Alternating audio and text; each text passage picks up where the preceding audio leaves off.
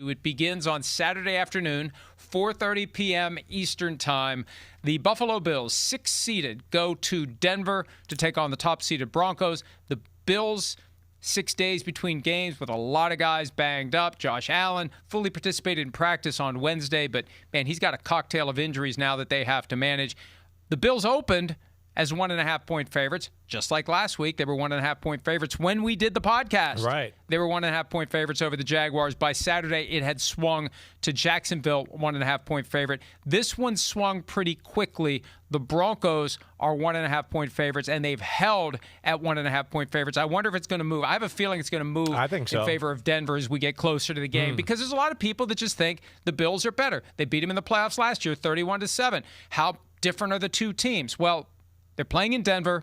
The Broncos are the top seed, and the Bills aren't as good overall as they were last year, but they still have Josh Allen. So wait, do you think the spread's going to move more towards Denver or Buffalo? I wasn't sure. Yeah. No, I think it's going to – I have a feeling it's going to end up 3.5 by the time it's all said and done. Okay. Yeah, be interesting. I mean, listen, I expect a really close football game. I do that, right? And then within this, I know I've had my concerns at moments about Buffalo's defense, and maybe I need to stop being so concerned about it because they continue to prove me wrong in a lot of ways. And as we've known, too, like teams that can run the ball and really run the ball at a high level, right, usually can move the ball on the Buffalo Bills. But I don't look at the Denver Broncos as being one of those type of teams where they can just enforce their will and their physicality and run the ball at you no matter what. As we know with the Denver Broncos, a lot of the year, the offense goes through ups and downs and lulls a little bit, right? It's not been perfect. They don't have a ton of big-time playmakers over there.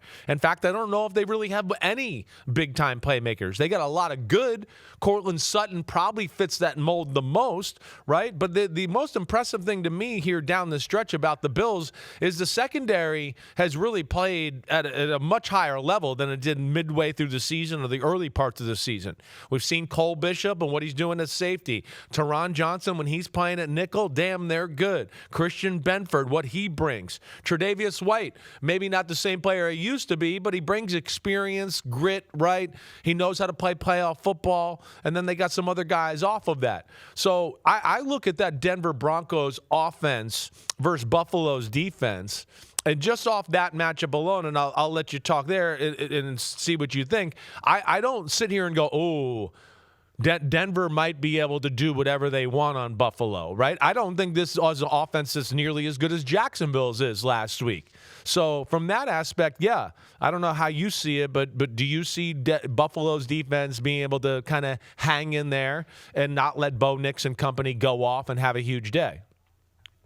You mentioned Tre'Davious White. Yeah. There was a time, it was the Week 3 Thursday night game against the Dolphins, where it dawned on me that your plan for facing the Buffalo defense should be throw the ball to whoever Tre'Davious White is covering. Yeah. Because he could not cover anyone. Right. And for him to step up and make the plays he did, and maybe it's just a situation where, older player, banged up. At this point in the season, he's healthy. And maybe appreciates the moment. This may be his last shot at trying to get to the top of the mountain with the Buffalo Bills. And, he's got a great story. He was there, he was gone, he's back. And they really love him. You can tell just based on the way Sean McDermott, the head coach of the team, talks about him. Right. And that helps, and it makes a difference. And what has the Broncos offense been? It was another Thursday night game. Week 9, I believe, maybe Week 10, the Raiders at the Broncos, they were booing the Broncos. They were sluggish. We've seen them play with their food all year long. The offense is not explosive. The defense has been the strength of this team. Right. The offense has done just enough. And they haven't had J.K. Dobbins since that Raiders game. And J.K. Dobbins, of their options at running back, and Jaleel McLaughlin of late has carved into R.J. Harvey's playing time. R.J. Harvey's averaging under 4 yards per carry. He's still the lead guy. But, Week 18, for the game they had to win to beat the Chargers, McLaughlin got the start over R.J. Harvey. Now, Harvey still played the bulk of the plays and was on the field more often, but they really could use J.K. Dobbins back. And I think the door's open for possibly next week if they get to next week, but they don't have that bruising presence that J.K. Dobbins was on pace for like a 1,300-yard year. In the passing game, they've got Courtland Sutton, but there isn't that same, like they still have a long way to go to get to the kind of offense Sean Payton was accustomed to in New Orleans, and that's the glass half full for the Broncos. That offense is only going to get better the longer Payton's there, That's and right. the more they can develop and add more pieces. Exactly. They are the equivalent of the Bears, where it feels like it's the start of something potentially special in Denver, but are they good enough now to win a game like this against a team like the Bills at a time when what had been the liability of the Bills is getting stronger, and what has been the liability of the Broncos is just kind of still there. Like, if they score 20 points, it's like, hey, that's a pretty good day. That's not what we expect from a Sean Payton offense, and it just shows you they don't have all of the pieces that they need to put up a bunch of points when you get to a single elimination game. No, it's rare, right? And we've had this discussion before of a Broncos football team or any number one seed really in getting the bye where you go, there really isn't a dominant victory all year except the Dallas Cowboys game. That's where it's weird and different than what we're accustomed to with a team that is the number one seed.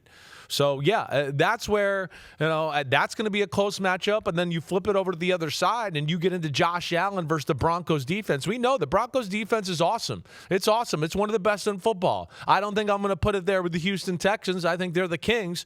But then right after that, you've heard me say it's the Seahawks and the Broncos right behind it for my choice to be who's the second best defense. And they can get after the quarterback. But again, it's a matchup league, and I kind of look at it and I go, well, the Bills can pass protect. That's one of their strengths. Their offensive line, what they can do there, that's pretty damn good too. So I don't think that Denver is, even though they are the number one sack team in football, I don't think they're just going to actively be able to collapse the pocket over and over. I think one of the things I really look at to be a key to the football game a little bit is, yeah, Denver needs to stop the run, do that. Okay, we know, because once James Cook gets going, a lot of stuff get going in that offense. But the other thing I would look at is, can they pressure Josh Allen with 4? And not only just pressure him, but contain him to where he's not running and scrambling and making plays like that. See, like Jacksonville last week took the approach of, hey, let's try to close the lanes, let's blitz 5 and try to do it that way. But what happened, Mike? It left huge holes down the field. Josh Allen, bazooka arm, 30-yard throw, 20-yard throw. And that, to me, is where Denver drops the ball at times. I think they can be a hair too aggressive on defense. They don't need to be as talented as they are. They could be more rush 4, play man-to-man, have other guys in the middle reading coverage, watching Josh Allen doing whatever. I'll be interested to see their approach in defending Allen, because we know Allen makes teams change the way they play. That's how great they are. So within all of that, even close football game, I'm going to go with the team that's been there and done that. I'm going to go there with the quarterback that's been there and done that. I'm going to go with the guy that is the best player left in the playoffs in Josh Allen, and that he'll make the plays in a close football game to help the Buffalo Bills win. I'm going to go Bills 24-21, Mike. Uh-oh. Bingo? Uh-oh. Uh-oh. Yeah, because here's what I did. Initially, I had 27-24 for this game, and I thought, why does that sound familiar? Oh, wait, that was the score last week, Bills over Jaguars. And you look at the Broncos offense, you look at the Broncos defense, I dialed it back to 24-21. Bingo. Bongo. Bongo. Right out of the gates. Right out of the gate. Yeah, it's hard for me to pick against the Broncos because I think there is a huge advantage to playing at home. Before that crowd gets louder and louder. And Sean Payton is like coaching them on when to be loud. Yeah, Don't wait until they break the huddle. Be loud when they're in the huddle. That's when we need you to be loud so they can't hear what's going on. It's just funny that he wants to take full advantage of the reality that being in that loud stadium is going to make a difference potentially. But they know what they're up against. And, hey, I don't want to be overly superficial in these dot connections, but the Jaguars went to Denver and won. Well, the Bills went to Jacksonville and won. And I guess it would be fitting if the circle is completed by the Broncos beating the Bills. But I just think Josh Allen, he appreciates the moment that he is in. Jason Garrett and I had a little disagreement over the weekend about whether or not he seemed anxious. I don't know whether it's anxious. I said anxious during the Football Night in America podcast. He just seems fully aware and concerned and urgent. Yeah. And this is his moment. This is his time. This is his chance. And I think that the Broncos, who have a bright future, they'll be back. They'll probably get to a Super Bowl with Sean Payton there. But for now, this is Josh Allen's chance to get as far as he's taken the Bills and as far as they've ever gotten since 1993 to the AFC Championship with the 24-21 win. Yo. Thanks for watching, homies. We are now in the NFL season here on Chris Simms Unbuttoned. Hit subscribe to get our weekly picks, game recaps, film deep dives, and much, much more. Thanks again for watching. Subscribe, rate, review. Peace out. You know where to find us.